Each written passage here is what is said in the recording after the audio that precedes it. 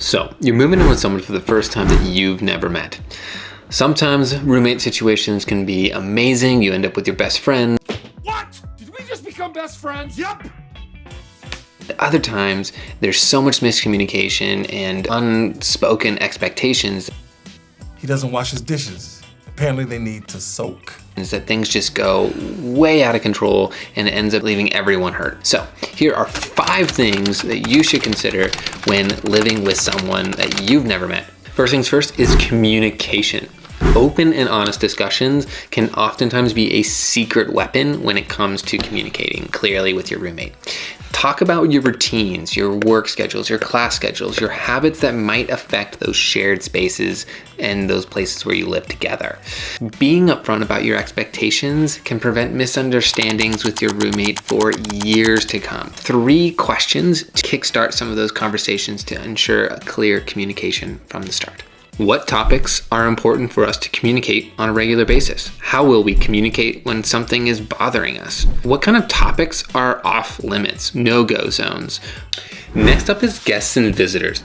It's crucial to set clear boundaries here. We have an idea of a time limit or acknowledgement that people are coming over, and oftentimes those things never happen. So make sure you set clear understandings of like how long you would like people to stay over, if you would like prior notice, and what do you do during peak times where studying is so important and you just need the most amount of privacy and peace in that room. Part 3. Personal spaces and belongings. It's important to identify what are those spaces that are going to be private and personal, as which ones will be living in communal areas, as well as how would you like to share the things that you do own? Are you going to share all the things that you have, or are there certain items that are completely off limit? And this is the one rule of the house.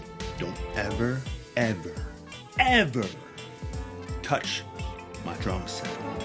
You understand? Oftentimes we really think the best in each other and want to share as much as possible, but if a conflict does occur, are the number one place where conflicts start, because there is always something that gets taken or used for a longer period of time than it is intended, and it wasn't communicated clearly that those things were borrowed or used. Establishing clear boundaries around your personal space and your belongings of what you feel comfortable with will be huge in terms of preventing future conflicts throughout the rest of this year.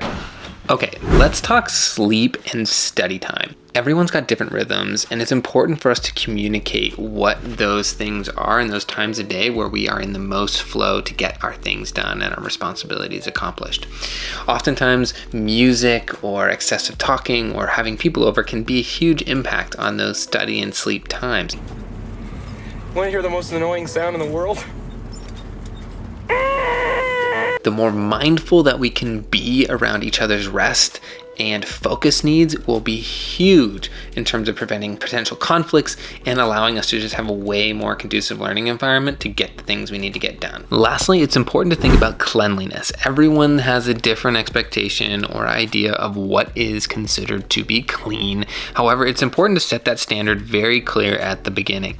What level of clean are you looking for? What chores or responsibilities are best suited for each individual person that you're living with?